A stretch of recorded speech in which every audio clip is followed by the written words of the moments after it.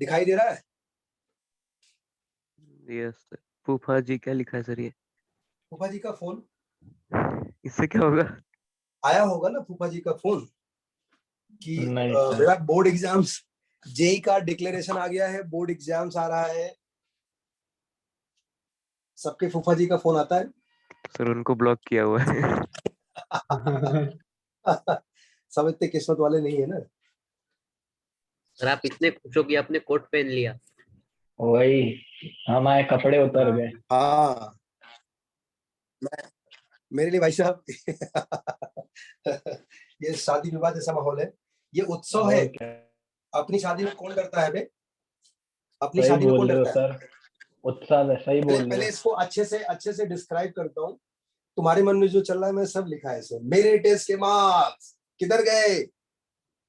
Board exams आ रहा है, अब तो सुधर जाओ। घर में ये घंटी बज रही होगी काफी दिनों से। प्री बोर्ड तो ठीक कर ले। फूफा जी का फोन पक्का आता है ऐसे टाइम में, ये जानने के लिए कि तुम्हें पता है ना तुम्हारा बोर्ड आ रहा है, और उसके बाद रिजल्ट भी आता है। और जेई मेन तो आज बम फटा ही है। बगल वाले गुप्ता जी का संदेश कि भाई देखिए, मेरे टाइम पे तो ऐसा था कि मैंने दिन रात मेहनत करके जम के पढ़ाई करी थी। ये बहुत नया है, अत्याधुनिक संदेश होता है जो तुम नहीं कर रहे हो। और मामा उमा या आसपास की शादी में बारात वारात भी होगा। बारात में नहीं जा पाऊंगी क्योंकि जनवरी में ही शादी करने के लिए लोग कसम खाए हुए होंगे, और तुम्हारा जनवरी में एग्जाम है। सर ये चिन्मय का रिलेटेबल है। हाँ, अच्छा यहाँ नीचे लिखा है अपनी बारात में नहीं जा पाऊंगा अपनी। और इस टाइम पे आपको बहुत सारे ज्ञान चंद मिलेंगे, और जरूरी नहीं कि ये कोई बहुत ऋषि विश्वामित्र टाइप के लोग हो। ये आसपास के दोस्त ही आपस में ज्ञान चंद बन जाते हैं। अरे तू ऐसा कर ले, तू ऐसा कर ले। और बहुत सारे राय चंद भी मिलेंगे जो आपको नई नई राय देंगे कि ऐसे टाइम पे बच्चा देखिए 40 दिन ही बचे हैं, इतने में होता कुछ नहीं है। जैसे सुबह से मिश्रा जी लखनऊ वाले, देखो क्या डराए हुए हैं लोगों को। जब से आया है तब से वो, कहाँ जा रहे हो तो गुरु तुम? वीआईटी नहीं तो आश्रम। ये सुबह से वीआईटी जा रहे हैं, और अभी शाम को कहाँ जा रहे थे? हरिद्वार। कौन सा वीआईटी आश्रम जा बेट या तो आश्रम कोई नॉर्थ में बढ़िया सा। रहे? ओके, ये है चमत्कारी, ये चमत्कारी लेकिन अब फ्रस्ट्रेटेड दोस्त। ये किसके ऊपर आधारित है तुम देख लो। इतनी जल्दी कैसे होगा? तुम्हारे बैच में इस नाम का कोई बच्चा है क्या? पहले उसने बड़े चमत्कार किए थे, अब बड़ा फ्रस्ट्रेटेड है। अच्छा एक बात बताओ, ये तो पता था कि जनवरी में एग्जाम होगा, जब पहले से पता था तो अभी एक्टिंग क्यों कर रहा है इतना? तो सोचा था ना कि आगे चेंज हो जाएगा। अरे वाह, क्या सोच है। मतलब 3 साल से तैयारी कर रहे हो मिस्टर नेपाल।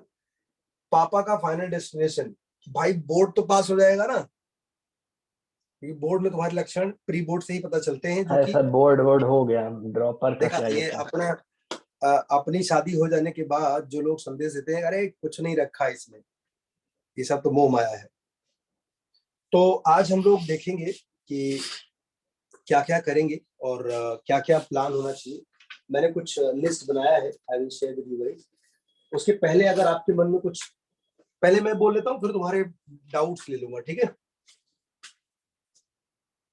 यस जैसे बहुत पहले मैं 12th वालों को बता देता हूँ, बिकॉज अभी ड्रॉपर वाले एकदम चुप रहना, बोलना नहीं। अपनी शादी के बाद लोगों को ना शादी विवाह में भरोसा उड़ जाता है, ये बुजुर्ग लोगों का ऐसे ही है। हाँ, जैसे अभी मैं बोर्ड वालों को बोलूँ, पहली चीज एक बात बता दूं, ये न्यूज है कि जेई मेन जनवरी में होगा, ये बहुत अच्छा न्यूज है। ये न्यूज कभी भी आता, तुम्हारे रिएक्शन, तुम्हारे इंडिविजुअल रिएक्शन नहीं हो जाते रह जाते। ये बगल वाले ने कुछ बेवकूफी भरे शरारती भरे रिएक्शन दिए, या कुछ सोशल मीडिया पे किसी ने कुछ लिख दिया, लोग उसी के उन्माद में अपने नए नए अलग अलग दिखने वाले रिएक्शन डालते हैं, और धीरे धीरे they start feeling in that way. पहली चीज, 40 दिन में क्या होगा?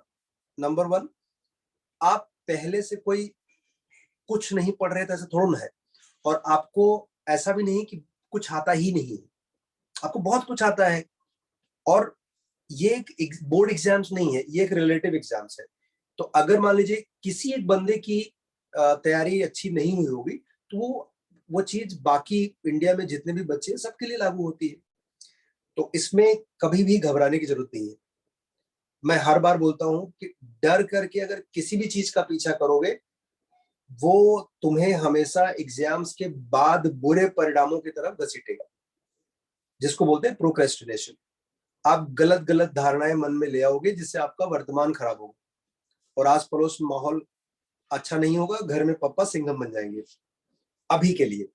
तो मेरा एक ही रिक्वेस्ट है कि 40 दिन बहुत बड़ा टाइम, बहुत बड़ा टाइम।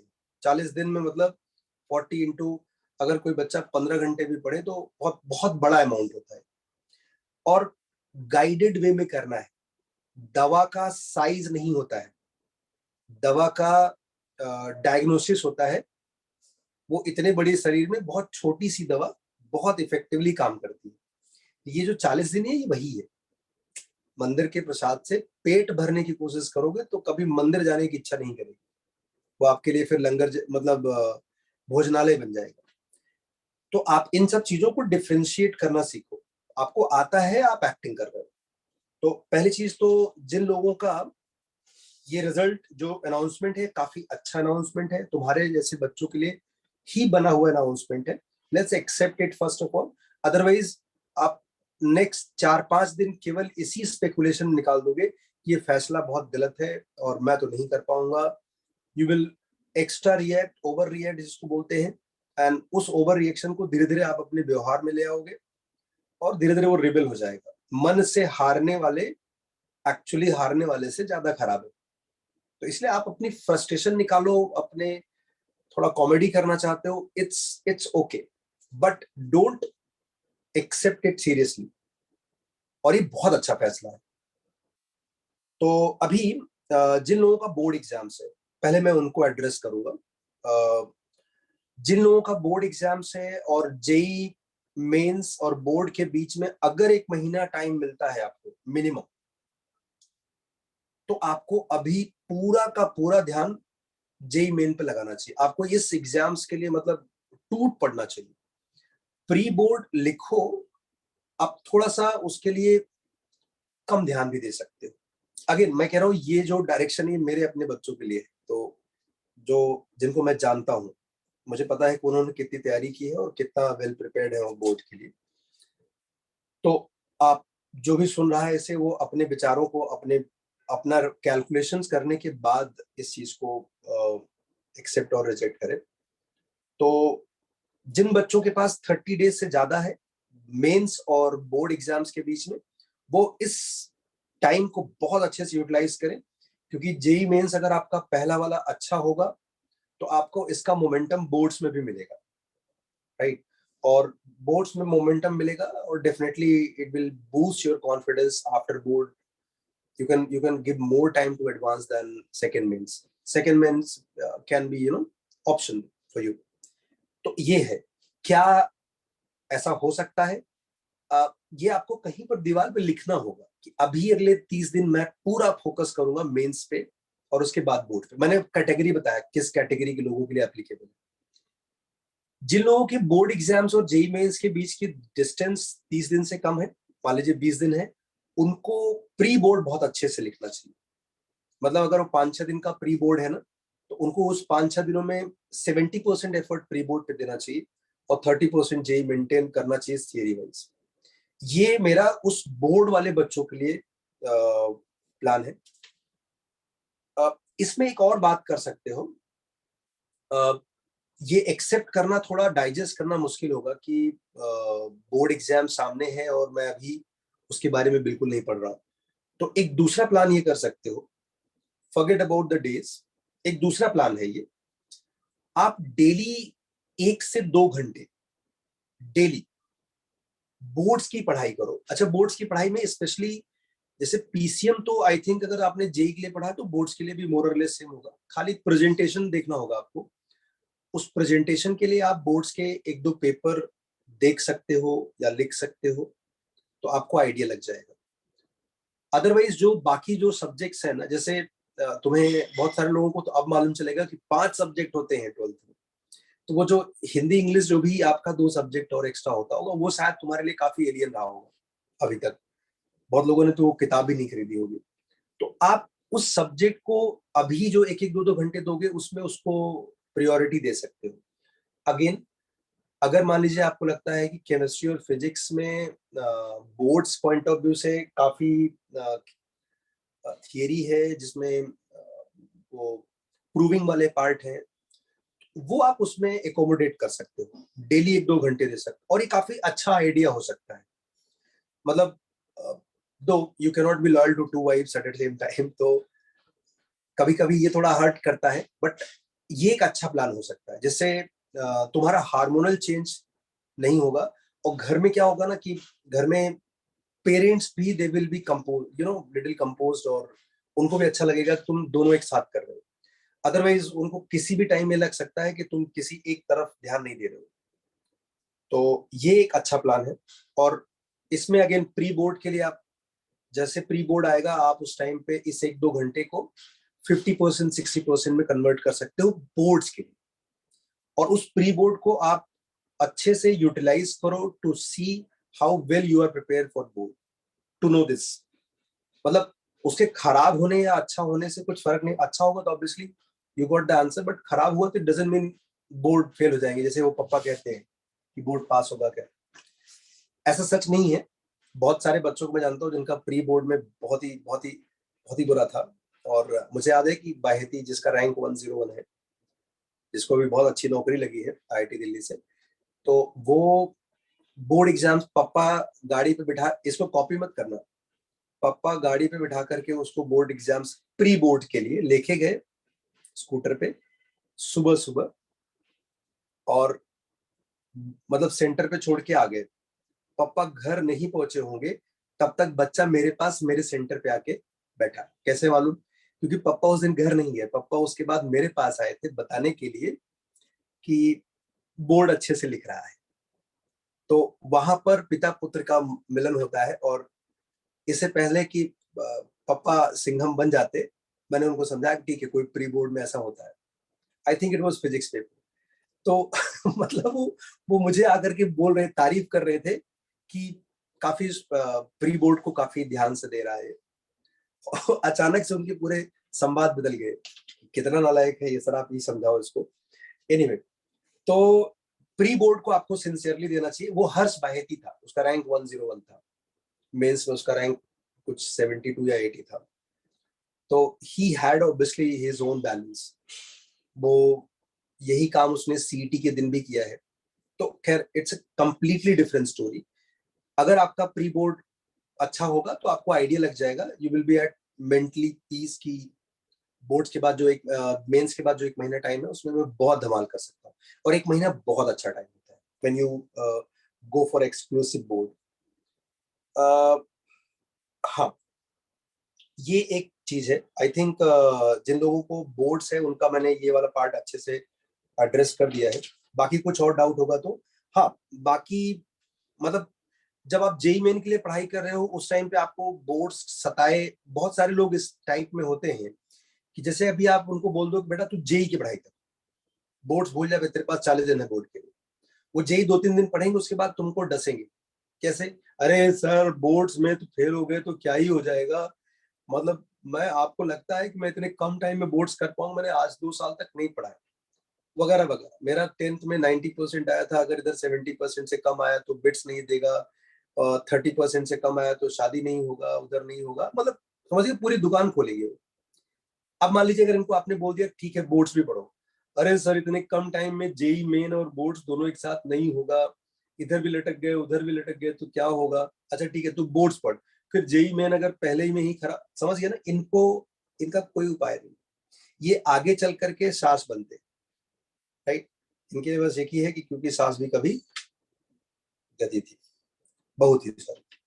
तो ये मतलब अगर आपने डर, ये अगर आप इस कैटेगरी में आते हो, literally I am telling you, आप डरोगे भयंकर। और आप इमेजिन करो पिछली बार जब आप डरे थे तो आपके शरीर में क्या क्या परिवर्तन हुए थे।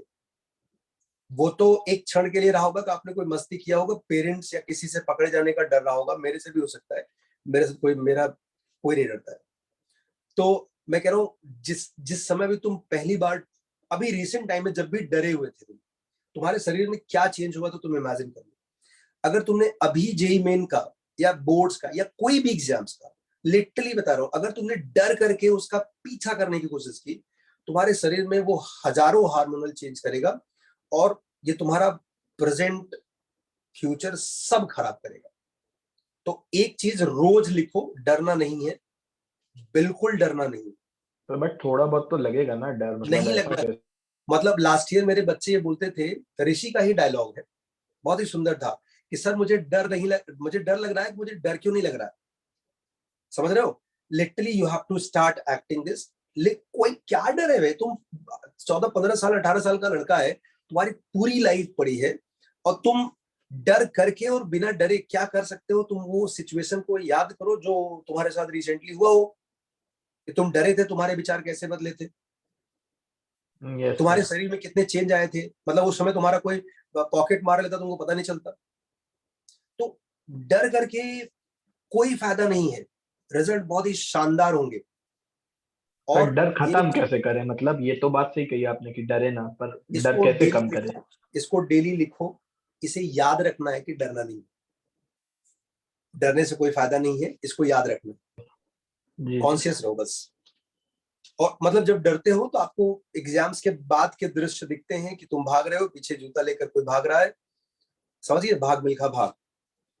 ये हो गया जिनका बोर्ड्स है। अब मैं आ जाता हूं ऐसे परम तपस्वियों पे जो कई सालों की तपस्या में लीन हुए हैं और जो इतनी तपस्या कर रहे हैं कि इन पर अब दीमक का लेप चढ़ चुका है, जिनको हम ड्रॉपर बोलते हैं। तो अभी ड्रॉपर वाले बच्चों, काफी कॉमन चीज होगा, जो लोग ड्रॉपर नहीं है ना, वो ड्रॉपर के साथ 2 मिनट बैठे तो उनको अपने बड़े होने का एहसास हो जाएगा। मुझे तो मैं समझ लो 100 साल क्रॉस कर चुका हूँ। मैं इनके साथ बहुत दिन बिताए, रोज क्लास लेकर के। मैं बहुत शुरू शुरू में मैं मैच्योर हुआ, उसके बाद अब मैं बूढ़ा और महाबूढ़ा हो चुका हूँ।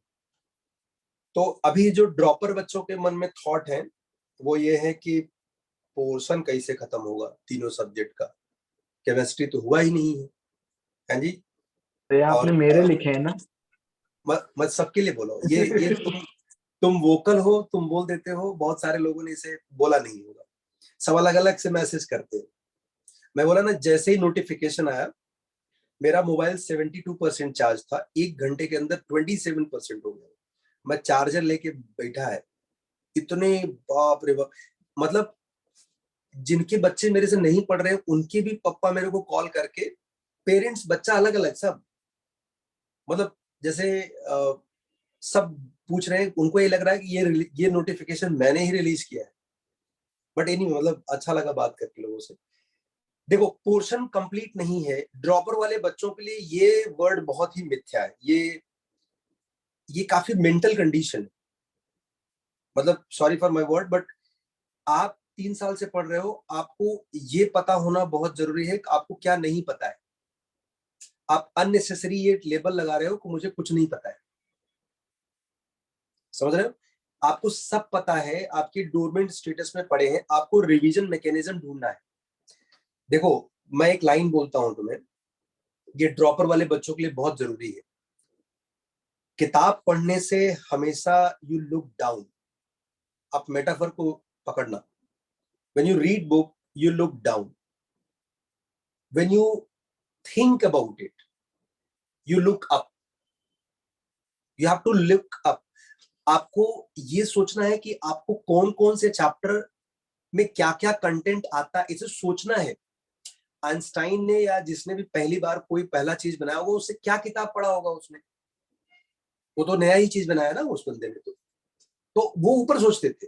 किताब पढ़ना बुरी बात नहीं है, बट आई एम सेइंग तुम्हारे जैसे बच्चों के लिए जिन्होंने इतने टाइम से पढ़ाई किया है, अगर आप फिर से किताब में घुस जाओगे तो यू आर लुकिंग डाउन। और मतलब मैं ये बोलूंगा कि कुछ लोग ना, इसमें पैटर्न है, मैं लिख के रखा है। पहली चीज, जिनको ये लगता है कि साहब जैन 40 दिन है तो अप्रैल भी दूसरा अटेम्प्ट है। I am not saying you will depend upon the April, but I am saying it is also there. कभी भी अगर आपको लगता है कि 40 दिन है तो 40 दिन में 3 महीना और ऐड कर लो। और अभी what is the best advice to do, अगले 40 दिनों में क्या करना चाहिए? अगले 40 दिनों में तीनों सब्जेक्ट का एडवांस पीवाईक्यू रिविजिट करना चाहिए। एडवांस पीवाईक्यू अभी आज ही हम लोग मोटा भाई आपको याद होगा हम लोग क्वेश्चन सॉल्व कर रहे थे, तो मेंस के भी एग्जाम में एडवांस के क्वेश्चन, ऐसा नहीं पूरा क्वेश्चन आया। अब तुम बोलोगे एडवांस का पीवाईक्यू तो बहुत बड़े बड़े क्वेश्चन होते हैं, दोनों आता है, बिल्कुल सही है, बट उसी एग्जाम्स के बड़े क्वेश्चन को वो पीसेस में तोड़ते हैं, वो टूटे हुए पोर्शन आते हैं उसमें, तो at least you will get the same things. बस एग्जैक्ट सेम पूरा क्वेश्चन नहीं देगा, बट तुम्हें सीन सा लगेगा। तो एडवांस पीवाईक्यू तुम लोगों ने किए हैं। पीवाईक्यू मतलब पेपर वाइज नहीं करना है, क्वेश्चन चैप्टर वाइज करना, ये प्रैक्टिस में जरूर डालना। और मेंस के पीवाईक्यू पेपर्स पेपर के फॉर्मेट में, मतलब आपको 40 दिन हैं तो आपके पास 40 पेपर लिखने का बैंडविड्थ है मिनिमम, तो हर रोज एक पेपर लिखना चाहिए। 9 से 12, 3 से 6 जो भी टाइम स्लॉट आपको एक्चुअल मिल रहा है, मतलब जो अलॉटेड है, एक टाइम स्लॉट चेंज भी करते रहना उसे 9 to 2, क्योंकि तुम्हें पता नहीं तुम्हारा टाइम स्लॉट क्या है। आप डेली उस टाइम स्लॉट में एक पेपर जरूर लिखो। अब यहां से देखना, कुछ रायचंद और कुछ ज्ञानचंद पैदा होंगे, वो बोलेंगे साहब पहले रिवीजन करेंगे फिर तो पेपर लिखेंगे। एक इसको पूरे बच्चों को 2 पार्ट में अगर डिवाइड कर दो कि रिवाइज करेंगे फिर पेपर लिखेंगे, और एक होंगे जो पेपर लिखेंगे और उसके हिसाब से रिवाइज करेंगे। ये जो दूसरा कैटेगरी है, ये हमारे यहाँ के बच्चे हैं, इसी से लास्ट ईयर 27 बच्चे आईआईटी में गए। कभी भी रिवीजन करके पेपर लिखने का अगर समय आता तो पेपर कभी नहीं लिखा जाता। तुमने भी इस चीज को देखा है। अगर आपके अभी तक 50 नंबर भी तीनों सब्जेक्ट में आए ना, तो आपका गोल ये होना चाहिए कि अगले 50 दिनों में मैं इसमें एटलीस्ट जितना आ रहा है उतना तो ऐड कर ही सकता हूं। मतलब जिसको जितना अभी तक आया मार्क्स आ रहा है, वो अगले 40 दिनों में, 30 दिनों में उतना मार्क्स और ऐड कर सकता है इसमें मिनिमम। मतलब अभी 200 मार्क्स आ रहा है तो 200 ऐड कर लेंगे। मतलब आई होप इसे ज्ञान का भी थोड़ा दीपक जलाए। 200 नहीं आ रहा किसी का बैच में। अरे मतलब तेरा नहीं आ रहा ना, इसमें अन्ना भी तो है। अरे मैं ड्रॉपर का बात कर देना। ड्रॉपर में जितना आ रहा है तेरे को, जितना Okay, मार्क्स आ रहा है, literally I am telling you, you can add that much in next 30 days। 150 आ रहा है, 150 ऐड कर लो। तो हो गया ना वंडरफुल लड़के, तुमको आश्रम जाने की जरूरत नहीं पड़ेगी। Excuse me sir. हाँ बच्चे। सर आपने बोला कि जैसे मेंस के पीवाईक्यूज ऐसे डायरेक्टली नहीं करने, पेपर के फॉर्मेट में करने हैं, बट मुझे जैसे खत्म करने से मैं पहले बता दूं ना, फिर तुम्हारे हाँ क्वेश्चन लूंगा मैं। ओके लास्ट में sir, okay sir. Mains PYQ में मैंने बोला 40 पेपर लिखने का स्कोप है अपने पास, तो हमें 2019, 20, 21, 22, 23 का तो भी मिलेगा नहीं। तो आपको मतलब अगर आपने नारियल अभी फोड़ना है, अभी आपने कभी मेंस के पेपर नहीं लिखे, तो 19 से स्टार्ट करना, ठीक है। और अगर आपने पहले मेंस के पेपर लिखे हैं तो this is right time to switch to 21 and 22। आप काउंट कर लो कितने पेपर हैं, मतलब 21 और 22 के मिला करके, अगर मान लीजिए suppose example 20 paper, 64। For example 20 paper होते हैं फॉर एग्जांपल, तो आपके पास 20 पेपर और लिखने का स्कोप है, तो आप 20 और 19 की तरफ मूव कर सकते हो, ऐसा ग्रेजुअली पीछे की तरफ। तो आपके टोटल 40 पेपर में 21 और 22 पूरा कवर्ड होना चाहिए। ये आपका और इन पेपर को ना मार्क्स का चश्मा मत पहनाना। मतलब मैं तुम्हें बताता हूँ, मैं एक बच्चे को जानता हूँ जिसका आईआईटी एग्जाम्स के, एक्चुअल एग्जाम्स के एक दिन पहले, 2 दिन पहले, जो लास्ट पेपर उसने लिखा था उसमें उसका टोटल मार्क्स 27 था। वो आईआईटी बॉम्बे में बैठा है, वो उस दिन सुबह सुबह तुमसे मिलने आया भी था, याद है उस Hardik? Yes sir. Yes sir. तो कभी भी इन सब चीजों से घबराना नहीं, इसमें लेवलिंग मत करना। मुझे याद है last to last year Pandit ji, yes Pandit, मतलब एग्जाम्स के एक दिन पहले भाई साहब 37 मार्क्स आया था एग्जाम्स के एक दिन पहले, एक्चुअल पेपर में 200 नंबर आया मेंस में। तो अगर आप पेपर लिख रहे हो तो इसमें जो मार्क्स है उससे होने वाले तूफानों को अपने अंदर मत ले आओ, उसको पीसेस में ब्रेक करो। बड़ा पत्थर है, उसको छोटे छोटे पीसेस में ब्रेक करो, एक दिन टूट जाएगा पूरा। आप उसको कैटेगराइज करो, मुझे यहाँ पर काम करना है, यहाँ पर काम करना है। अगर आप पहले ये एक्सेप्ट कर लोगे मेरा मार्क्स खराब नहीं, जैसे ही चीज मेरा एग्जाम में भी आएगा, फिर अगले दिन आप पेपर नहीं लिखोगे और पूरा मामला गड़बड़ जाएगा। और टाइम स्लॉट फिक्स रखना, उसमें बहुत सिंसियर होना। You have to master that time slot. मैं हमेशा बोलता हूं जितने भी पुजारी या जितने भी रेगुलर डिसिप्लिन लोग हैं, वो एक पर्टिकुलर टाइम में ही वो काम करते और वो उस टाइम को अपना बना लेते। इसके बाद कुछ बच्चे ऐसे होंगे ना, पूरे दिन भर पढ़ने की भीष्म प्रतिज्ञा लेंगे वो कि अब साहब अब मुझे देखना, अब पूरा दिन पढ़ूंगा। दिन में मतलब सुबह से बैठूंगा ना, बगल वाले को बदबू आ जाएगा, मैं नहाया नहीं 4 दिन से, वो पूरा दिन पढ़ूंगा। ये भीष्म प्रतिज्ञा बहुत ही घातक है। आपको पूरे दिन लगातार पढ़ने से बिल्कुल बचे। आपको ब्रेक स्टडी मतलब ऐसा ना हो 5 मिनट पढ़ा और 5 मिनट घूम लिया। आप 1-1, 2-2 घंटे का स्लॉट बनाओ, जो भी आपको कंफर्टेबल लगे। इस टाइम पे एक जनरल एडवाइस हो सकती है, कस्टमाइज आप अपने हिसाब से कर सकते हो। आप इसको मतलब एक लिस्ट आउट करो कि मैं 2 घंटे काफी प्रोडक्टिवली पढ़ सकता हूँ एक साथ। तो जैसे मैं 5 घंटे लिख सकता हूँ, 12 घंटे खड़े होके पढ़ा सकता हूँ लगातार, 2 मिनट से ज्यादा बात नहीं कर सकता अपनी बीवी से। तो ये हमने पहले से प्रोफार्मा बनाया हुआ है। सो ये एक तरीका है। और नेक्स्ट 7 पॉइंट ये है कि पूरे दिन किसी एक सब्जेक्ट को देने से बचना चाहिए। मतलब आप एक्सक्लूसिव किसी एक सब्जेक्ट को पूरा फोकस मत करना, क्योंकि उससे प्रोडक्टिविटी कम होगी। अब अभी तक मैंने कहा था तुमसे कि केमिस्ट्री संडे करो, बट वो अभी तक था। अब ऐसा नहीं कर सकते। आप एक सब्जेक्ट को पूरे दिन पढ़ोगे तो आपका प्रोडक्टिविटी डेफिनेटली नीचे जाएगा। कभी मत करना ऐसा, एटलीस्ट अगले 30-40 डेज। एग्जाम्स के बाद फिर से जब नॉन एग्जाम पीरियड रहेगा उस टाइम पे तुम ये सब कर सकते हो। 8वां पॉइंट बहुत सारे लोगों को बुरा लगेगा, बट यस, रिवाइज करके पेपर लिखेंगे, इस अत्याधुनिक प्रयोग से बचे। पेपर लिख करके पेपर के लेंसेज से रिवाइज करें। और मेरी तैयारी नहीं हुई है, ये ऐसे भयंकर सुनामी प्रवचनों से बचे। और अगर किसी को ये कहना भी है तो अपने मोबाइल में से रिकॉर्ड करके खुद ही सुने, बाहर ना प्रकट करे। और बाकी बच्चों को भी ऐसे बच्चों से बचना चाहिए जो इस प्रकार का महिमा मंडन करते हैं, करे साहब मेरी तैयारी नहीं हुई है, मेरा केमिस्ट्री नहीं हुआ है। इनकी एक कैटेगरी, इनको बोलते हैं डंपर। जैसे वो गार्बेज डंपर नहीं होते, ले आकर के पूरा तुम्हारे सर पे डंप करके जाएंगे। मैं लिटरली बता रहा हूं, तुम्हारे रिलेटिव में 1-2 बंदे ऐसे होते होंगे, जब तुमसे मिलेंगे गुड मॉर्निंग बोलेंगे तब तक तो तुम्हें ठीक रहेगा। उनसे 2 मिनट बात करने के बाद आपको बहुत हैवी लगता है। समटाइम आपको लगता है कि मैं क्यों हूं। और और कभी कभी तो ऐसा भी होता है कि मतलब सरकार को मुझे ये एक मौका देना चाहिए कि या तो मैं इसको या ये मुझे, समझ गया ना, एक आखिरी मौका। तो ऐसे लोगों का नाम डंपर है। ऐसे लोगों से एग्जाम पीरियड में बचे। जो 3 इडियट में वो साइलेंसर का काम था, वैसे ही है। मतलब इस ऐसे समय में इस बात पर बिल्कुल ध्यान जमाएं कि बेहतर कैसे हो सकता है। देखो, जो लोग आईआईटी और एनआईटी जाते हैं ना, सबकी पूरी पढ़ाई नहीं होती है। जो लोग आईआईटी और एनआईटी में गए हैं पिछले कई सालों से, जो मेरे स्टूडेंट रहे हैं, सब लोग पूरी तरीके से तैयार थोड़े होते हैं।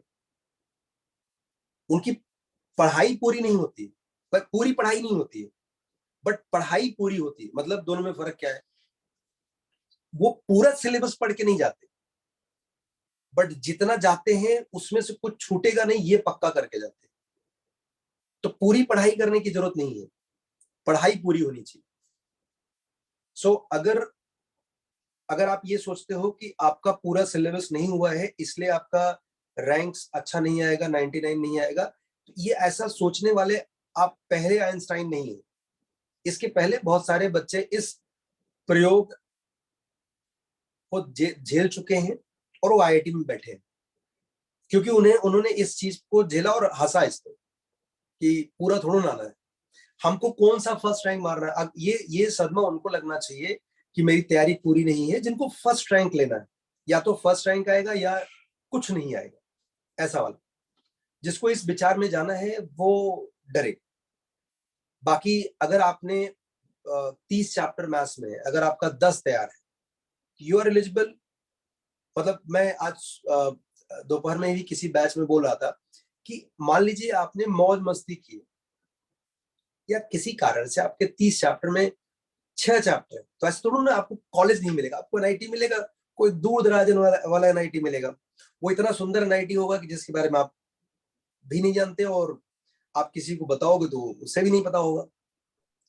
और वहां का गेट पे बैठा बंदा आपको प्राउडली बोलेगा कि कॉलेज बहुत अच्छा है, मैं यहीं से पढ़ा हूँ, प्लेसमेंट भी नहीं हुआ। तो अगर आप उसमें 2-4 चैप्टर ऐड कर लोगे तो रिकग्निशन मिलेगा आपको, है ना। मतलब इससे डरना क्या है, ये आपने जितने इधर मजे करोगे उतना उधर आपको उसमें फिल्टर। और एक बात याद रखना, मैं मजाक भले कर रहा हूँ, किसी भी जगह पढ़ने से आप आईआईटी या एनआईटी में जाते हो, करिकुलम सभी कॉलेज का सेम होता है, सब जगह इंजीनियरिंग सिखाया जाता है। ऐसा नहीं है कि आईआईटी में अलग इंजीनियरिंग सिखाया जाएगा और नॉन एनआईटी आईआईटी में अलग इंजीनियरिंग सिखाया जाएगा। आप अपने नेक्स्ट 4 ईयर के लिए अच्छे दोस्त चुन रहे हो, इसलिए आप एग्जाम लिखोगे। आप कितना अच्छा करोगे लाइफ में ये आईआईटी और एनआईटी डिसाइड नहीं करेगा, या नॉर्मल कॉलेजेस। वहां का जो पीयर ग्रुप है उससे आपको एक बेहतर इंसान बनने का अपॉर्चुनिटी मिलता है, इसलिए आप पढ़ाई कर रहे हो। तो आप दिमाग से ये निकाल दो कि आप जो पढ़ाई कर रहे हो बहुत जरूरी है, आपको आईआईटी मिलना, नहीं मिलेगा तो सब लुट जाएगा। ये दिमाग से विचार निकाल दो। आपको 4 साल आपके बगल में जो बंदा बैठा होगा उसके विचार बड़े अच्छे होंगे मोस्टली, उससे आपको कुछ सीखने को मिलेगा। आप हो सकता है कल को इन्फोसिस खड़ा कर दो, कल को दिल्ली के सीएम बन सकते हो, अगर दिमाग फिर गया तो कुछ भी हो सकता है। तो आई एम सेइंग मतलब कुछ भी कर सकते हो, आपके पास बहुत सारी अपॉर्चुनिटी है लाइफ में करने की, ये स्कोप आपको वहां मिलता है। आप फ्यूचर में क्या बनोगे ये पहले से डिफाइंड है, ये फिक्स है। तो आप अपनी यात्रा को मेमोरेबल बनाओ, ताकि लोग जब आपसे पूछे, खास करके जब आपके अपने बच्चे, अगर शादी हुई तो आप बता पाओगे कि ये जर्नी कितनी सुंदर थी। आपके पास एक अच्छे सजेशन होंगे। अब आपको लोग, अरे बच्चा पूछे कि डैडी हमारी तैयारी आईआईटी की करना चाहता हूँ या कोई भी एग्जाम्स की, तो बताइए। तुम तो बताओगे बेटा मेरा तो केमिस्ट्री बड़ी थी, एक दिन जेई मेंस वालों ने दिसंबर में ही बम फोड़ दिया, उसके बाद तो मैंने आश्रम और पता नहीं कहाँ कहाँ डिसाइड कर लिया। अभी बच्चा तुमको डैडी करना बंद कर देगा, वो बोलेगा अंकल है। तो आप चाहते हो फ्यूचर में वो आपको अंकल बुलाए, ये डैडी बुलाए, ये आपके हाथ में है। आपकी बात सुन करके उसमें मोटिवेशन आना चाहिए। वो तभी आएगा जब आप झूठ नहीं बोलोगे।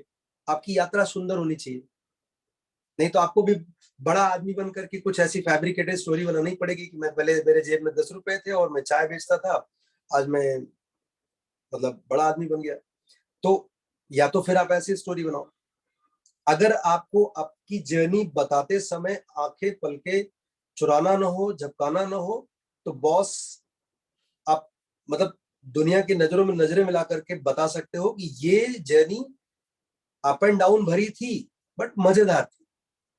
मैं लड़ा, डरा नहीं, गिरा बहुत बार, खुद ही उठा हूं, और आज जहां खड़ा हूं मेरे पांव टाइगर के जैसे मजबूत है।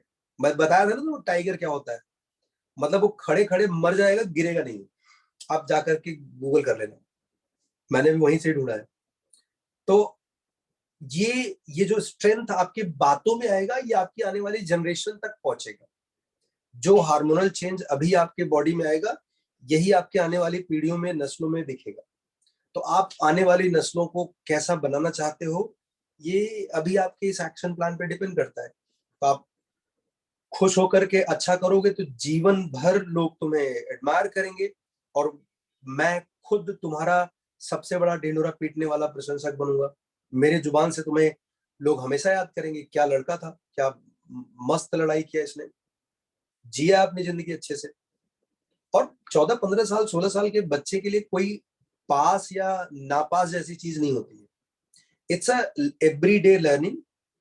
जब भी किसी की भी बच्चे को भी ये दिमाग में आए कि मैं आईआईटी की तैयारी कर रहा हूँ या एनआईटी की तैयारी कर रहा हूँ, उसको बगल से हटा दो। तुम ये कर रहे हो कि तुम्हें आने वाले दिनों में तुम्हारा जो दोस्त है 4 साल, जिसके साथ तुम कबड्डी खेलना चाहते हो, वो 4 साल तुम्हारा दोस्त बहुत सुंदर होना चाहिए। सिर्फ इसके लिए पढ़ाई कर रहे हो। जैसे हम सिनेमा हॉल में मूवी देखने जाते हैं, एक बहुत हाई फंडो सिनेमा हॉल होता है और एक सिंगल स्क्रीन वाला सिनेमा हॉल होता है।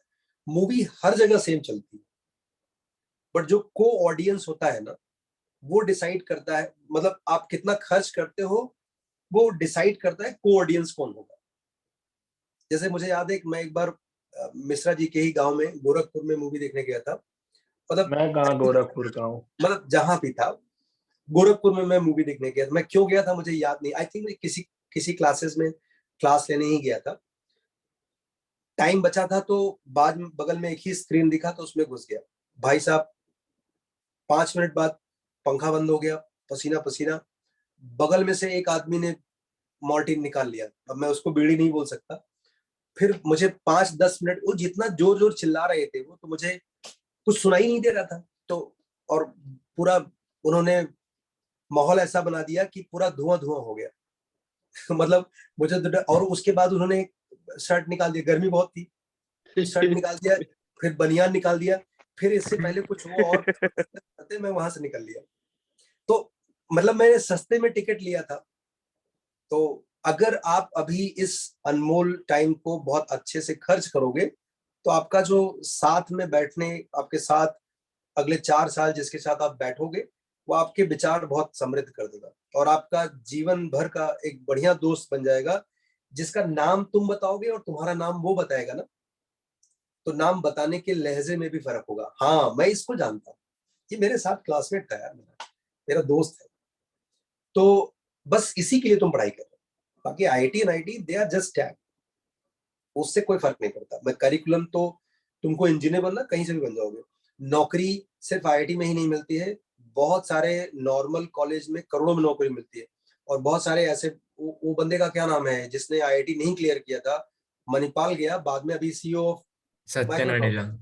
बिल्कुल। तो मैं कह रहा हूँ तुम्हें कामयाब होने के लिए ये संघर्ष कामयाब होने के लिए किसी अच्छे कॉलेज का टैग पाने के लिए थोड़ा ना है। तुम्हें खुशी होनी चाहिए कि तुम ऐसा करो कि कॉलेज पछताए कि मेरे पास क्यों नहीं आए, मेरे से बचा कैसे। समझ गया? तो तुम्हें अगले 40 दिन पे इस पर फोकस करना है, इंस्टेड ऑफ कि हे प्रभु आईआईटी बॉम्बे दिला दो। ये भीख मांगने की जरूरत नहीं है। एक दिन वो खुद रिग्रेट करे या खुद खुश होकर के बोले ये मेरे यहाँ का प्रोडक्ट है। और तुम्हें अच्छा सीखने के लिए कैंपस बिल्कुल जरूरी नहीं। तो आप डर करके उसका पीछा मत करो, सम्मान से पीछा करो। तुम्हें पाके वो और उसे पाके तुम दोनों खुश हो, इसके लिए पीछा करो। अगर मैं किसी जगह नहीं जा पाया तो मैं यही बोलूंगा कि मैं वो मुझे डिजर्व नहीं करता है। यही बात वो भी कह सकता है मेरे पीछे।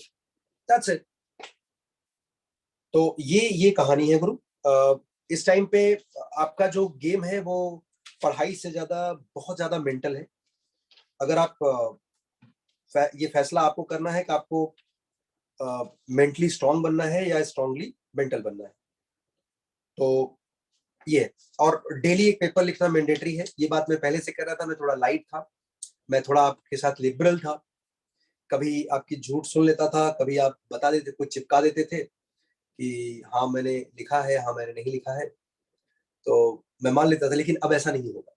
अब मैं तुम्हारे पीछे बिल्कुल पढ़ूंगा और मेरे को मार्क से मतलब नहीं है। मेरे को तुम्हारा अगले 30 दिनों में ये एटीट्यूड होना चाहिए कि मुझे पेपर लिखने से डर नहीं लगता है। मतलब तुम किसी दिन खुद से मिरर में खड़े होकर के बोल सको कि मुझे पेपर से डर नहीं लगता, भाड़ जाए मार्क्स, बट मुझे आज जितना गलत हुआ है कल मैं इससे एक कम गलत कर सकता हूं। बस यू आर इनटू दैट। आप जो मर्जी जो कॉलेज जाना चाहते हो लिख के देता हूं, अगर नहीं गए तो मैं नाम बदल दूंगा। लास्ट ईयर मेरे बहुत सारे बच्चों को बहुत सारी क्लासेस में यही डायलॉग सुनने के बाद लोग बोले थे कि कोई मूवी देख के आया, कोई बाबा का प्रवचन सुन के आया। ये सब सुन करके खाली एक दिन अच्छा लगता है, इससे कुछ फायदा नहीं होता। वो सारे बच्चे आईआईटी में, तो सारे बच्चे आईआईटी में जिनपे मतलब घर वालों को भी भरोसा था कि ये भरोसे लायक नहीं है, सब आईआईटी में। और तुम सब जानते हो, उनसे मिले भी हो। तो अभी मिरर में खड़े होकर के अगर तुम्हारा जवाब ये आता है कि मैं कल एक क्वेश्चन इससे कम गलत करूंगा, तो तुम आईआईटी में जा रहे हो, तुम्हारा मेंस में 100% 99 परसेंटाइल से ऊपर आएगा, लिख के देता हूं। और 30 दिन में तुम 30 कम गलती करोगे, ये खुद ही तुम्हारा 150 नंबर कर देगा। कैसे 334 या तो 120 होता है भाई साहब, पहले गलत कर रहे थे ना, तो 5 के हिसाब से बढ़ेगा वो, तो 150 तुम्हारा ऐसे ही होगा। और ऐसा थोड़ा ना कि तुम अभी सन्नाटे में बैठे हो, कुछ तो मार्क्स होगा तुम्हारा। तो डरना नहीं है, that is what I have to say, and I have full faith in you and at least in me. तो मुझे पता है कि मैं तुम्हारे साथ हूं, और बिल्कुल इन सभी सिचुएशन को अच्छे से यूटिलाइज करेंगे और पहले जैन को धमाका बनाएंगे, और ताकि बोर्ड्स अच्छा हो, और बोर्ड्स के साथ साथ जो ड्रॉपर बंधु हैं उनको पूरा मौका मिले को पूरा टाइम एडवांस लगाए और मेला लूट ले, मतलब एकदम मचा के आए। बोलो अभी जिसको जो भी पूछना है पूछो, मेरा काम हो गया। सर यस सर जैसे कोई चैप्टर रिवाइज किया किसी भी सब्जेक्ट में, तो उसके बाद मतलब उसके चैप्टर वाइज मेंस के पीवाईक्यूज करने जरूरी नहीं है क्या? यानी आपने जैसे बोला कि सिर्फ पेपर के थ्रू करने हैं, पेपर के फॉर्मेट में मेंस के पीवाईक्यूज अटेम्प्ट करने हैं, तो अगर सिर्फ ऐसे टॉपिक वाइज किए तो नहीं चलेगा क्या? नहीं, मतलब देखो नंदा, पेपर तो लिखूंगा ही, बट उसके साथ साइमल्टेनियसली ये भी रिविजन मैं के बताऊं बाद। उसमें क्या है। जो मेंस का पीवाईक्यू तुम लिख रहे हो, तुमने ये डिसाइड कर लिया कि तुम 40 पेपर लिख पाओगे या 30 पेपर लिख पाओगे। एक यस सर। आज एक इवैल्यूएशन कर लो, वो 30 पेपर में तुम्हारा लास्ट पेपर कौन सा है, मान लीजिए वो 2020 तक पहुंचता है, इसका मतलब 20 के पहले वाले पेपर तो तुम नहीं लिख पा रहे हो। हाँ तो जो चैप्टर तुम रिवाइज कर रहे हो उसका 2019 तक चैप्टर वाइज क्वेश्चन सॉल्व कर लो। Okay sir, yes sir. मैं तुम्हारे इसी क्वेश्चन के साथ एक आंसर और ऐड कर देता हूं, ये सभी लोगों के लिए है। अगर आप 2000 मान लीजिए 2020 तक ही पेपर लिख पाओगे, मतलब 22, 21 एंड 20 तक लिख पा रहे हो, तो बाकी क्वेश्चंस को आप पेपर के थ्रू नहीं लिख पा रहे हो।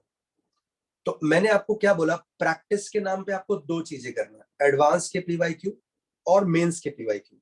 मेंस के पीवाईक्यू आप 19, 20 मतलब 20, 21, 22 वाला चैप्टर वाइज में एक स्किप कर देना, उसके पीछे वाले सारे पीवाईक्यू चैप्टर वाइज में प्रैक्टिस कर लो। समझा आपको? और यस सर। मतलब अब इसमें कुछ बच्चे इसको ऐसे ही उछाल सकते हैं कि साहब हजारों क्वेश्चन है, उसमें आपको 90% क्वेश्चन पेपर के थ्रू या तो कर चुके हो या याद है, या आपको देखते ही आइडिया लग जाएगा, सारे क्वेश्चन सॉल्व नहीं करने पड़ेंगे। Am I clear to all? Yes sir. और सर आपको रिवीजन प्लान मेंस क्या में होगा? बनाना है, अपने आप को एकदम मेंस में बनाना है। एडवांस के जब मैं क्वेश्चन बोल रहा हूँ सॉल्व करने के लिए ना, तो एडवांस के क्वेश्चन भी आपको पूरे 100% क्वेश्चन सॉल्व नहीं करने पड़ेंगे, उसमें बहुत सारी चीजें आपको बहुत अच्छे से आती है, बहुत बार की हो, तो वो देखते ही आपको याद आ जाएगा। उसमें कुछ जैसे अभी हम लोग एक रिसेंटली एक बुक सॉल्व कर रहे थे, तो जब पहली बार सॉल्व कर रहे थे तो उस बुक में हमें 5% आया था, और भी मतलब गुस्सा ज्यादा आ रहा था, क्वेश्चन कम आ रहे थे। फिर दूसरी बार जब हम करने लगे तो 15-20% आया। अभी हम लोग वो बुक कम से कम चौथी पांचवी बार कर रहे हैं। अभी मैं उनको क्वेश्चन देता हूँ, लगभग पहले क्या था, कोई एक आध बच्चा बोलता था और उसमें मोस्टली मैं ही होता था वो बच्चा।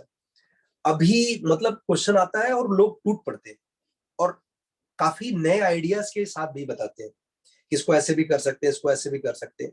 मुझे याद है जब मैं पहली बार उसको दिया था तो लोग यही बोले थे कि ऐसा क्वेश्चन तो अपने से कभी नहीं होगा, आज भले रट ले रहे हैं, दोबारा नहीं कर पाएंगे। तो एडवांस के क्वेश्चन जब आप पहली बार कर रहे थे तो आपके लिए थोड़े, किसी बच्चे को हो सकता है थोड़े कुछ क्वेश्चन डरावने लगे हों, दे आर नो मोर डरावने। अभी आप दोबारा देखने जाओगे तो कम टाइम में ही आपको आसानी से हो जाएगा, और ये आपको ना कॉन्फिडेंस भी देंगे, क्योंकि देखे हुए क्वेश्चन रहेंगे, कंसेप्चुअली वही पूछे जाएंगे। आप किसी नए, बिना किसी टीचर के सहमति के, बिना किसी टीचर के गाइडेंस के इस टाइम पे किसी नए प्रॉब्लम सेट को मत उठाना जिससे आपका मूड खराब।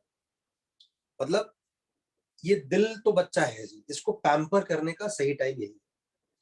आप कहीं से XYG से सुना, ज्ञानचंद्र और रायचंद्र से, और आपने कोई ऐसा क्वेश्चन सेट ले लिया, वो क्वेश्चन सेट हो सकता है इस एग्जाम्स के लिए रिलेवेंट ना हो, लेकिन अब ये बात आपको पता है कि यही एग्जाम्स के लिए रिलेवेंट है ना? आपने उसको सॉल्व किया और आपको वो 1 घंटे में 10-5 ही हो रहे हैं या 2-3 हो रहे हैं, आपने जजमेंट मन ही मन पास कर लिया कि मेरे से तो नहीं होगा। तो इसलिए बोलो कि इसमें ये उतना ही खराब है जैसे मैं मेडिकल स्टोर पे जाकर के दवाई मांगता हूँ। कई बार मैंने मांगा और मुझे आराम भी हो गया। एक दिन मेडिकल स्टोर पे कोई नहीं था, तो उसने अपने जो झाड़ू पोछा लगा था उसको, भाई बड़े खड़े रहना, कोई आएगा तो बोल देना साहब आने वाले। तो उसको भी लगा कि आज मैं भी डॉक्टर बन जाता हूँ। तो तुमने पूछा, उसने कुछ दवाई जो सुनी थी चिपका दी, उससे तुमको आराम नहीं हुआ। तुम्हारे मन में ये धारणा बन गई, जो कि सही धारणा है, कि मेडिकल स्टोर में ऐसा बिना प्रिस्क्रिप्शन के दवाई नहीं खानी चाहिए, या अगर उसकी दवा से आराम हो गया तो तुम हमेशा हमेशा के लिए डॉक्टर के पास जाना बंद करोगे और किसी दिन बुरे फंसोगे। तो इस समय, इस परिस्थिति में जब 30 ही दिन बचे हैं, तो आपको इसमें अपने कंसर्न टीचर से पूछना चाहिए कि इतने टाइम में मेरे लिए क्या रिलेवेंट है। मैथ्स में मुझे आंसर पता है, और ये काफी कस्टमाइज्ड आंसर, बिकॉज जो दवा मैं ड्रॉपर को दूंगा वो दवा 12th वाले बच्चे के लिए रिलेवेंट नहीं होगा, बिकॉज मुझे उसे इंटरेस्टिंग भी बनाना है। मुझे पता है 12th वाले ने कितना कर लिया, ड्रॉपर वाले ने कितना कर लिया, तो मैं तुम्हें जानता हूं, इसलिए मेरा आंसर काफी कस्टमाइज्ड होगा तुम्हारे लिए, जो सबके लिए मतलब बहुत जनरल आंसर नहीं हो सकता है, क्योंकि क्वेश्चन ही जनरल नहीं रहा। 30 दिनों में आपको आपके प्रॉब्लम्स का सोल्यूशन ढूंढना ना, जनरल आंसर्स नहीं ढूंढना। हाँ, और किसी को क्या पूछना है? सर रिवीजन का क्या प्लान है, मतलब रिवीजन कैसे करें step by step physics chemistry में, अगर आप बता पाए तो कुछ। पेपर जब आप देते हो, जैसे एक पेपर में मान लीजिए 25 क्वेश्चन है, तो आपको मान लीजिए 10 आए, मैं बैंग ऑन मान रहा हूं, तो 15 नहीं आए। जो 15 नहीं आए उसका चैप्टर आइडेंटिफाई कर लो, उस चैप्टर को ऐसा करो आज कि कल उस चैप्टर का क्वेश्चन आपसे ना छूट जाए। रिवाइज कर लो, नोट्स हो या आपके पास कोई वीडियो लेक्चर्स हो या आप किसी टीचर से पढ़ते हो, इन ऑल केसेस मुझसे भी थोड़ा मदद ले सकते हो। वो करने के बाद आप मेंस के पीवाईक्यू जो आपका ईयर स्लॉट आपके पेपर के फॉर्मेट में नहीं होने वाले हैं, उसमें से कर लो, और फिर उसी के एडवांस कर। इससे आपको टाइम मिलेगा भी नहीं, और इससे एडवांस के मतलब किस ईयर के? एडवांस के जो भी दिखे सब कर लो, मतलब लिखना ना पड़े, you just see the question and C the solution. Okay sir, solution read कर ले मतलब एडवांस एक सेकंड मैं थोड़ा और क्लैरिफाई कर दूं। एडवांस में आपको बहुत डिटेल में सॉल्व नहीं करना, क्योंकि वो एक क्वेश्चन बहुत टाइम लेगा। You should prefer to take a solve examples, solve questions. Advance के सॉल्व मतलब क्वेश्चन हो, आइडिया लो, see the solution and see कि तुम्हारा आइडिया उससे कितना आगे है, कितना अलग है। अगर गलत है मतलब तो पूरा पूरा सॉल्व नहीं करना एडवांस का? बिल्कुल नहीं, एडवांस का सॉल्व करना ही नहीं है। ओके सर, समझ गया। एडवांस का क्वेश्चन सॉल्व करना ही नहीं, एडवांस का खाली सॉल्व फॉर्मेट में देखना है। और फॉर दैट मैटर अगर तुम करना चाहो तो I can recommend you that एदास Gupta subjective का सॉल्व एग्जाम्पल, वो काफी अच्छा है। चैप्टर वाइज अगर उसको भी घोट डालो ना तो बहुत अच्छा है सॉल्व एग्जाम्पल। बट अगर तुम मुझसे पूछोगे एदास गुप्ता सॉल्व एग्जाम्पल या फिर एडवांस के solve questions, I would prefer advance के सॉल्व क्वेश्चंस। मैथ में तो जो आप कहोगे वही करेंगे, फिजिक्स केमिस्ट्री में एडवांस के देख लूंगा मैं। मतलब मैं ये बोलूंगा कि वो कंसेप्चुअली बहुत अच्छे होते हैं। जैसे तुम सोचो, अगर तुम्हें कल को अचानक से कोई नया एग्जाम्स लिखना होगा, देना हो इसी स्टैंडर्ड के बच्चों के लिए, तो तुम इन्हीं एग्जाम से इंस्पिरेशन लोगे ना। तो ये बहुत कॉमनली वो उन्होंने अंदर डिग डाउन करके काफी कंसेप्ट चुरा रखे हैं, तो उतना मेहनत कोई भी एग्जाम्स नहीं करेगा, मेंस भी नहीं करेगा, तो वो नॉर्मली वो उसी से इंस्पायर्ड और एडमायर को कॉपीड ही होते हैं, most of the time copy ही होते हैं। हाँ, और बोलो। सर मेरा बोर्ड्स मतलब मैं स्टेट बोर्ड में हूँ, तो जब मैं उसके लिए प्रिपेयर करूंगा तो फिजिक्स और केमिस्ट्री के लिए सर जो भी मेरे को थियोरी करनी रहेगी तो पूरी टेक्स्ट बुक के चैप्टर्स पढ़ने पड़ेंगे क्या? हाँ, वही करना पड़ेगा, चार्ट ले। सर क्योंकि मेरे को टाइम स्पैन बहुत कम मिलने वाला है, यानी जैन एंड में फर्स्ट अटेम्प्ट है मेंस का, और मिड फेब से हमारी बोर्ड्स रहेगी, तो हार्डली 15 से 20 दिन, तो तब इतना करना मुश्किल होगा सर। तुम अभी बोर्ड्स के लिए कम से कम 2 घंटे रोज दो, और तुम्हारी जेई की तैयारी काफी अच्छी है, तो मुझे पता है कि 2 घंटे तुम बोर्ड्स के लिए डेली दे सकते हो। मतलब डेली एक टाइम फिक्स कर लो। इसको और इफेक्टिव बनाने के लिए तुम 2 घंटे एक घंटे के स्लॉट में बांट दो, तो थोड़ा और प्रोडक्टिव हो जाएगा। ठीक है सर। सर और जैसे ये बोलते हैं कि फिजिक्स और केमिस्ट्री की एनसीईआरटी पढ़ी रहनी चाहिए मेंस अटेम्प्ट करने से केमिस्ट्री पहले। स्पेशली, फिजिक्स की नहीं, फिजिक्स की। सर तो मैंने पढ़े तो हैं कुछ चैप्टर्स, बट पूरी तरीके से एनसीईआरटी भी पढ़ के नहीं हुई है। आप केमिस्ट्री देखो, केमिस्ट्री पढ़ना चाहिए। केमिस्ट्री तुम प्लान कर सकते हो, इससे तुम्हारा बोर्ड में भी हेल्प हो जाएगा और जेई में भी हेल्प हो जाएगा। फिजिक्स के लिए मैं बोलूंगा बोर्ड्स को ही चश्मे से रखो, और जो Yes. एक्स्ट्रा मेंस के टॉपिक हैं वो मतलब आई थिंक वो बोर्ड में भी हैं और मेंस में भी है, तो you can start with them. हाँ सर। बोर्ड्स तुम डेली 2 घंटे दो बालक। सर तो सुबह 1 मैंने घंटे। बोर्ड्स के लिए भी केमिस्ट्री एनसीईआरटी के थ्रू पढ़ा तो चलेगा ना, क्योंकि मोस्टली हाँ, ओवरलैपिंग ही होंगे चैप्टर्स। और मैं तुम्हें बोलूंगा ना कि तुम इस पर ना, मैं तुम्हारा तो भाई विनम्र है लड़के, तो मुझसे भी थोड़ा बात कर। उसने हाँ। बोर्ड्स कैसे किया था, वैसे मैं आंसर जानता हूँ, बट आई एम सेइंग कि तुम 2 घंटे दो, 1 घंटे सुबह 1 घंटे शाम को। कैसे पढ़ना है फिजिक्स केमिस्ट्री में बोर्ड्स के लिए, ये मैं तुम्हें विनम्र से बोलूंगा, तुम एक बार पूछो उससे, ठीक है? उसके पास Yes. काफी अच्छा आंसर, उसने बोर्ड्स में भी काफी अच्छा किया था, और तुम आईआईटी बॉम्बे जा रहे हो तो गारंटीड है। ओके, और कोई? सर वो मेंस में मतलब आता तो मेरे को है, बट मेरा सिली मिस्टेक हो रहा था, आंसर आ गया लेकिन गलत ऑप्शन मार्क कर दिया या कुछ अभी क्या था कैलकुलेशन गुरु ना, अभी हम कभी कभी पेपर लिखते थे, अभी हम डेली पेपर लिखेंगे। ये सिली मिस्टेक्स का दौर आएगा अभी, और ये अपने आप छट भी जाएगा, और it just matter of a week और 10 days, ये अपने साथ खुद ही निकल जाएगा। तब डेली पेपर लिखना है, सुबह 9 से 12 डेली सुबह उठ करके एक पेपर सभी लोगों को लिखो।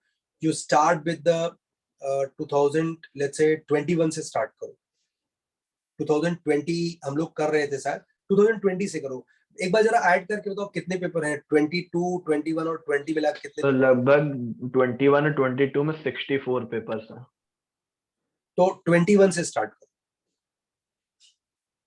एक दिन 21 का एक पेपर दो, दूसरे दिन 22 का एक पेपर दो, ऐसा मिक्स कर दो। एक दिन 21 का एक पेपर दो, एक दिन 22 का एक पेपर दो, डेली एक पेपर दो। और ये 9 डेली से 12 मेरा वाला स्लॉट नहीं हो पाता, मतलब 9 से 12 मेरा बिल्कुल नहीं चलता दिमाग। एग्जाम्पल के लिए बोला, 9 से 12 ले लो या 3 से 6 ले लो, कोई भी एक Yes, स्लॉट लो, बट उसे फिर आप रात को 1 बजे मुझे मैसेज करोगे, और कुछ तो जैसे क्लास मेरा 12 बजे से है सुबह दोपहर में, तो कुछ बच्चे ना 11:55 मेरे को मैसेज करते हैं, और फिर मुझसे बोलेंगे सर कैसा लगा आपको, तो वो तो सामने हो तो बताते कैसा लगा। डिजिटल क्लास है तो कुछ भी कर ले। ये आपको मुझे मतलब एक दिन का रिपोर्ट दोगे, जैसे आज 9 से 12 लिखा है, 3 से 6 लिखा, मुझे भेज दो। मेरे पास टाइम रात में मिलता है, मैं उसको देखूंगा, मुझे कुछ आइडिया लगेगा, मैं आपसे बात चेक कर सकता हूँ, उस पर क्रॉस चेक कर सकता हूँ। We can have some discussion on that. अभी तो बहुत फ्रीक्वेंटली होगा ही। तो जो ड्रॉपर बंधु हैं, मैं उनसे बोलूंगा 9 से 12 करोगे तो 12 वाली क्लास में हम लोग पेपर के बारे में थोड़े प्रवचन हो सकते हैं।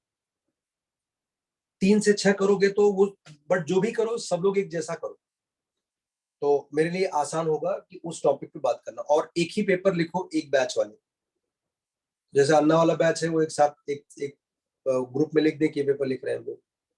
21 और 22 से करो। तुम लोगों के पास 64 पेपर है तो बहुत ज्यादा है, तो इतने में ही हमारा टाइम निकल जाएगा। सर 2021 में 26 पेपर्स हैं और 2022 में 23 पेपर्स। 26 हाँ, तो पेपर है भाई, 4 शिफ्ट हुआ है, कहाँ हो तुम? अरे यार, जेई हेल्पर में अच्छा जितने हैं ठीक है, उतने डोंट बता फाइट दो। On that, don't fight on that. तो अभी वो लड़का देश से बाहर से बोला, वो नेपाल से है भाई ठीक साहब। है, वो सही बोल रहा है वो। सही बोला ना? तो मैं नेपाल की जय हो, माता सीता वहीं से थी, तो हमारा तो ननिहाल है। तो भाई साहब मैं ये बोल रहा हूँ कि उसकी बात मान लो, क्यों झगड़ा कर रहे हो? 64 पेपर नहीं है टोटल, 40 पेपर है, तो भी काम है। 21 से स्टार्ट करो, एक दिन 21 लिखो, एक दिन 22, और एक दिन कल से ही स्टार्ट हो रहा है। कल 9 से 12 या 3 से 6 मैं रेंडमली किसी से पूछूंगा, भाई साहब आप पेपर लिख लेना, ठीक है? और किसी को कुछ पूछना है? सर जो हम पेपर लिखेंगे उसमें 90 क्वेश्चंस अटेम्प्ट करने हैं क्या 3 घंटे के इसमें?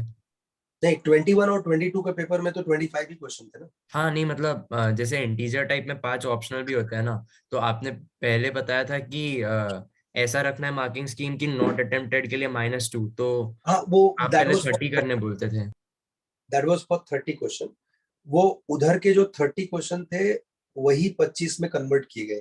But yes sir. लेकिन एक बात याद रखना कि जैसे पेपर में 25 किया, 5 छोड़े, बट एग्जाम्स के बाद आपको पांचों फिर से सॉल्व कर लेना चाहिए, क्योंकि आपको पेपर सॉल्व करने का मेन मोटिव ये है, जानना है कि मुझे क्या पढ़ना है सब्जेक्ट में। दूसरा मोटिव ये है कि इन्हीं में से कुछ क्वेश्चन देखे हुए एग्जाम्स में भी मिलेंगे। मतलब हर साल पेपर में तुम पुराने बच्चों से पूछोगे, हर साल 5 से 6 क्वेश्चन देखे हुए हर पेपर में आते हैं। तो इसमें मेरा कोई योगदान नहीं है, वो यही है कि ये पुराने पेपर्स में करवाता हूँ और उसको हाईलाइट कर देता हूँ, उन्हीं में से मिल जाता है, उनको लगता है मास्टर ने खुद बनाया पेपर। जैसे अक्षय ईयर का पेपर था, बैंग ऑन था, 12 जनवरी 2019 वाला, तो उसने बोला कि तुमने पेपर लीक किया होगा, तो जस्ट जोकिंग। तो कभी कभी ये होता है, बहुत सारे क्वेश्चन मिल जाते हैं। तो ऐसा नहीं कि मैंने उसको 30 क्वेश्चन ही कराए, 150-200 क्वेश्चन का पूल था, उसमें से कोई 30 आ गया, हमको थोड़ा पता था कि वही आएंगे। तो कभी कभी बहुत ज्यादा मैच कर जाता है। इसलिए बोलो कि जब भी आप पेपर लिख रहे हो ना, तो जो 5 आप छोड़ते हो एग्जाम्स के बाद, उनको भी कर लो, एटलीस्ट उनका सोल्यूशन देख लो, आपको समझ जाना चाहिए। क्योंकि एग्जाम में जिसको तुमने छोड़ा यहाँ पर, वो आपको जब आपके एग्जाम में आएगा तो तुमको नहीं छोड़ेगा। Yes sir. बोलो, और किसी को कुछ पूछना है? सर अब हमारे ड्रॉपर्स बैच में जितने चैप्टर बच्चे हैं, मतलब 2-3 ही चैप्टर बच्चे हैं, उसको कवर करेंगे कि जितने चैप्टर हो गए उसी के इंपॉर्टेंट क्वेश्चन करेंगे? भाई साहब, हमने बनाए हैं बहुत ही सुंदर सुंदर इंडेक्सिंग वीडियो, याद है तुमको ना? हाँ। तुम्हारा रिवीजन जस्ट मेरे लिए, तुम सब लोगों का रिवीजन मेरे लिए कम से कम 7-8 दिन का ही मैटर है। इंडेक्सिंग का मतलब मैंने तुमको फोटो भी भेजा था कि मेंस में हर एक चैप्टर में क्या प्रोफाइल होता है, किस प्रोफाइल के क्वेश्चन पूछे जाते हैं। तुम शायद चैप्टर पढ़ने जाओगे नोट्स में, तो उस प्रोफाइल पर उतना ध्यान नहीं दे पाओगे, बट मैंने एम्फेसिस कर करके वो सब नोट्स के फॉर्मेट में, या छोटे ऑडियो के फॉर्मेट में, या छोटे वीडियो के फॉर्मेट में बनाए हैं। तो वो तो मैं करा लूंगा, मेरे लिए वो 7-8 दिन का ही काम है। तो तो ऐसा इसलिए तो फिजिक्स और बहुत केमिस्ट्री में भी कुछ इंडेक्सिंग है? तो अभी क्या चाहते हो गुरु, हम हमारे यहाँ से पीएचडी देना चालू कर दें? तो अपने हिसाब से मैथ्स का ही करेंगे ना हमको। इसलिए तो कह रहा हूँ, तुम लोग मुझसे ज्यादा अच्छे हो, मैं तो तुम्हें मैथ्स सिखाता हूँ, तुम्हें तीनों आता है। तो मैथ्स में तुम्हें मतलब रेस्ट एश्योर्ड है। मैं क्लासेस डेली रखूंगा, लेकिन आपको होमवर्क नहीं दूंगा घर पे कुछ करने के लिए आज से, ये मेरा वादा है। आपको जो भी कुछ करना है उसे 2 घंटे में करना है, घर पे कुछ नहीं करना मैथ्स। घर में बाकी टाइम आप फिजिक्स केमिस्ट्री रखो, but I will keep a tap on that कि तुम फिजिक्स और केमिस्ट्री में भी क्या कर रहे हो। मतलब वो पेपर के थ्रू मुझे दिखेगा। जैसे आज के पेपर में आपको 15 गलत हुए, तो कल अगर 16 गलत हुआ तो मैं पकड़ूंगा आपको। मेरे को मार्क्स से मतलब नहीं है, गलतियां कम करनी है बस। बोलो, और किसी को कुछ डाउट है? सर अभी भी वो सारे अटेम्प्ट करने रखना है क्या, मतलब -2 अगर छोड़ा तो वो रखना है कि नहीं? करना चाहिए, मतलब उसको आप साइड में लिख देना कि ये मैंने तुक्का। क्योंकि जैसे मैं बोलूँ, अगर मैं तुमसे बोलूं कि एडुकेटिव गेस और गेस में क्या फर्क है, मतलब एडुकेटिव गेस और गेस में क्या फर्क एक सर सब्जी वाला ऐसे ही करेगा डाल एक देना और एक स्टूडेंट। कुछ है? तो मैं मैं क्वेश्चन पढ़ मैं के। मैं मैं एक खराब सब एग्जांपल, मैं आपको एक खराब एग्जांपल दे रहा हूँ। भाई बहुत खराब एग्जांपल है, मतलब खाली मेटाफर के लिए देखना है इसको। जैसे अभी तुम्हारा गला पकड़ के कोई पुलिस वाला, या मेरा ही गला पकड़ के कोई पुलिस वाला, या कोई भी अपराधी आदमी मुझसे कुछ उगलवाना चाहता है, तो मैं 2 मिनट में उल्टी कर दूंगा वो जो सुनना चाहता है। लेकिन अगर मैं कोई शातिर अपराधी हूं तो मुझसे वो उल्टी नहीं करवा सकता। ये है गेस और एडुकेटिव गेस में फर्क। तो अगर आप हैबिचुअल हो, ट्रेंड हो, तो आप एग्जाम में इस चीज को आप खुद एक्सप्लेन नहीं कर पाओगे, बट एग्जाम में क्वेश्चंस में कुछ वर्ड्स, कुछ पैटर्न को देख करके आप ऑप्शंस को फिल्टर आउट कर पाओगे कि ये 3 तो नहीं हो सकते। बट ये तभी कर सकते हो जब आपने इसे लाइफ में पहले से अप्लाई किया है। इसीलिए मैंने -2 किया था कि अगर नहीं अटेंड करोगे तो -2 आएगा। तो आप क्या कर सकते हो, पेपर का जब OMR लिखते हो उस टाइम पे आप इसे मार्क कर लो कि ये भाई साहब मेरा गला पकड़ के लिखवाया गया है, कुछ नाम दे दो, उसको सिंबल दे दो कि ये मैंने मास्टर के लिए किया है। तो इससे क्या होगा कि 2 बातें होंगी। एक तो शुरू में मजबूरी में मार्क करोगे तुम, धीरे धीरे तुम कुछ ना कुछ आइडिया 2-5 मिनट दे करके उसमें निकालोगे, और इसको बोलते हैं एडुकेटिव गेस, या कभी कभी मेरा इंट्यूशन भी सही हो जाना।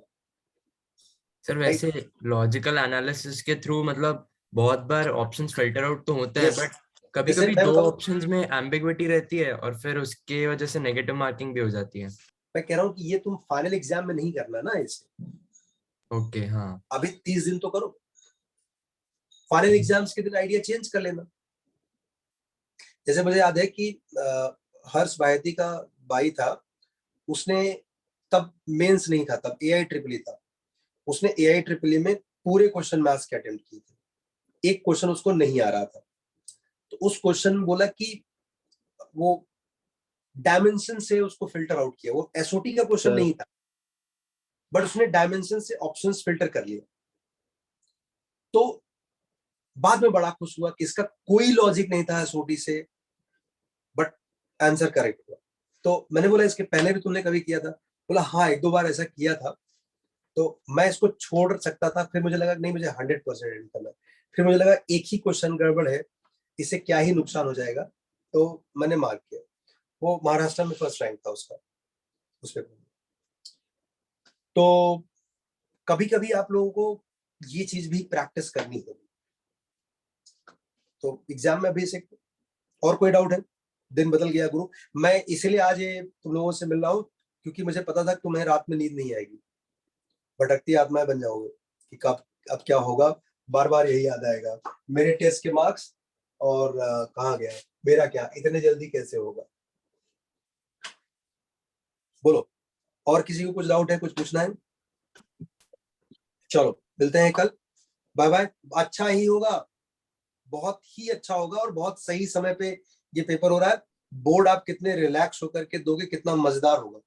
और जो बुजुर्ग लोग हैं, मतलब इनके पास कितना अच्छा टाइम है अपने आप को ग्रूम करने के लिए। ये मेन से जो तुम्हें मोमेंटम मिलेगा ना, इस मोमेंटम को अगर अगले 5-6 महीने तो तुमने संजो लिया गुरु, तो तुम अपने ड्रीम डेस्टिनेशन तक पहुंच जाओ। ड्रीम डेस्टिनेशन मतलब जहां पर वो तुम्हारे जैसे अच्छे दोस्त मिले। हाँ सर। सर जैसे कल से हमने ये डिसाइड किया कि 9 से 12 वाले स्लॉट में पेपर लिखना है, तो फिर उसके बाद ही इमीडिएटली 12 से 2 क्लासेस होंगी क्या? हाँ, 5-10 मिनट थोड़ा लेट हो सकते हो। Okay sir. तुम टाइमिंग बताओगे तो मैं थोड़ा टाइमिंग आगे पीछे कर लूंगा। सर नहीं मतलब वही थोड़ा 15 मिनट का ब्रेक, फिर उसके बाद में 12:15 से कर लेंगे ठीक है। चलो, हम लोग बीच में बहुत सारे पुराने बच्चों से मिलेंगे जो इस साल IIT में गए हैं या जो पहले गए हैं। उनसे थोड़ा आइडिया मिलेगा कि ऐसी सिचुएशन में कैसे करते हैं।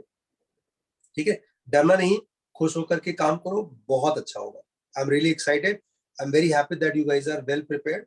हमने ये स्पेकुलेशन पहले से बना रखा था, कंफ्यूजन सर एक क्रिएट लास्ट किया था। क्वेश्चन है सर, ये क्वेश्चन है कि सर जैसे कि थ्योरी पे ज्यादा फोकस करें कि सॉल्विंग पे, मतलब थ्योरी ऐसे थोड़ा बहुत दिमाग में पर लगता है कि पढ़ ले थोड़ा सा फिर सॉल्व करें। पेपर के थ्रू ही इस चीज का आंसर ढूंढो। अगर पेपर में आपको कोई क्वेश्चन थियरी की वजह से गड़बड़ हुआ है तो थियरी पढ़ लो। बहुत ज्यादा एक्सक्लूसिव पढ़ने में मत डालना, पूरे दिन भर एक सब्जेक्ट को डेडिकेट करेंगे ऐसा नारा बिल्कुल ना लगा। सर अब रेट्रोस्पेक्टिवली थियरी पढ़ना ज्यादा सही रहेगा ना? हाँ, मतलब बिल्कुल ठीक है। चलो सर बाय अब बाय। कल से कौन सा पेपर शुरू करना है? 2021 से स्टार्ट करो। सर फर्स्ट पेपर ना, फर्स्ट शिफ्ट का। फर्स्ट शिफ्ट एंड 2022 का नेक्स्ट डे कर दो, एक एक Yes, sir. ऑल्टरनेट करके ग्रुप में लिख देना तो सबको आइडिया। हाँ सर, चलो, all the best guys, I am really excited, let's make it. Thank you definitely sir, होगा। Bye sir. Bye bye yes sir, bye sir, thank you bye sir. Sir, thank you sir. Bye sir.